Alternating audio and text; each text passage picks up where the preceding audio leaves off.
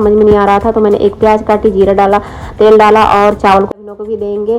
तो चावल खा के नया नया पेन चाहिए उसको डेली डेली, बर्बाद करनी तो पूछे ही मत। लेना था चिड़िया की, जैसे चिड़िया की बिस्किट चिड़िया को मैं यहाँ पे आधा घंटा लगता कम से कम। तो मैं क्या करती हूँ, लोग आए हैं रिलायंस के मॉल पे, हमको दाल वगैरह लेनी थी। शाम को अचानक से पतिदेव का फोन आया कि मार्केट जाना, पहले से कुछ भी नहीं बताया कि मार्केट जाना है, इसलिए मैंने कुछ भी खाने की तैयारी नहीं करी। उन्होंने बोला कि कुछ खाने के लिए भी हल्का फुल्का बना लेना। तो मुझे आधा घंटा बचा था मेरे, उसमें मुझे रेडी भी होना था, कुछ खाने के लिए बनाना था, इसलिए मेरे कुछ भी समझ में नहीं आ रहा था। तो मैंने एक प्याज काटी, जीरा डाला, तेल डाला और चावल को फ्राई करना शुरू कर दिया, क्योंकि दोपहर में मेरे चावल बच गया था। मैंने सोचा कि वही बना लेती हूँ, वही जल्दी बन पाएगा और तो कुछ बनना पॉसिबल नहीं है।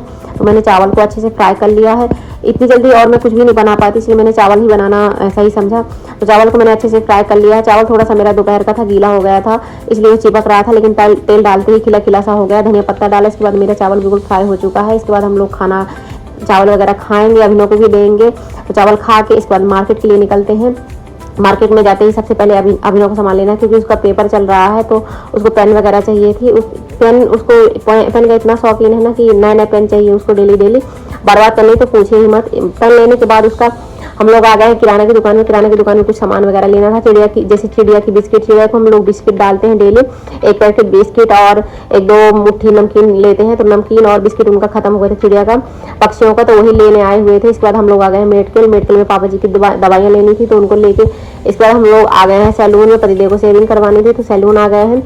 यहाँ पे आधा घंटा लगता कम से कम। तो मैं क्या करती बैठी, इसलिए मैंने भाभी को फोन लगा लिया अपने, तो उनसे आधा घंटा बात की, तो मेरा टाइम भी पास हो गया और इनका सेविंग भी हो गया। मैं क्या करती यहाँ पे, मेरे को बिल्कुल अजीब लग रहा था, अकेले बैठी हुई थी, तो इसलिए मैंने फोन लगाना ज़्यादा सही समझा। तो फटाफट से मैंने फोन लगाया और भाभी से ढेर सारी बातें की, घर के हाल चाल पूछे। भाभी ने पूछा कि मम्मी की श्राद्ध में आना है कि नहीं, लेकिन मेरा क्या है कि पापा जी को रखा हुआ है यहाँ पे, तो पापा जी की तबीयत ठीक नहीं है, तो हम लोग नहीं जा पाएंगे। इसके बाद हम लोग आए हैं रिलायंस के मॉल पे, हमको दाल वगैरह लेनी थी, उड़द की दाल, क्योंकि श्राद्ध है ना, तो श्राद्ध में उड़द की दाल वगैरह लेनी थी, इसलिए हम लोग दाल लेने आ गए थे। यहाँ पे तो इतने सारे चॉकलेट्स वगैरह फिर आते ही मन करने लगता है, लेकिन मैं चॉकलेट बिल्कुल भी नहीं खाती हूँ, क्योंकि मेरे को दिक्कत होने लगता है चॉकलेट वगैरह खाने से।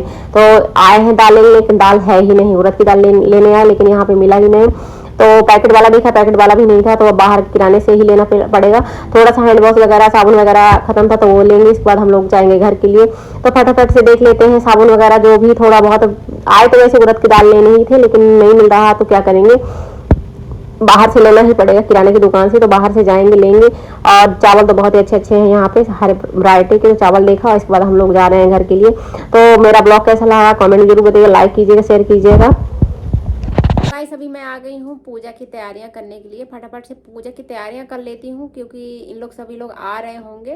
जैसे ही आएंगे तो पूजा में लग जाएंगे हम लोग, और जल्दी से पूजा कर लेंगे। इसके बाद से सारे काम करेंगे, क्योंकि शाम का टाइम है, और जब तक लोग मेरे पति देव नहीं आ जाते घर पे तो पूजा नहीं करते हैं, क्योंकि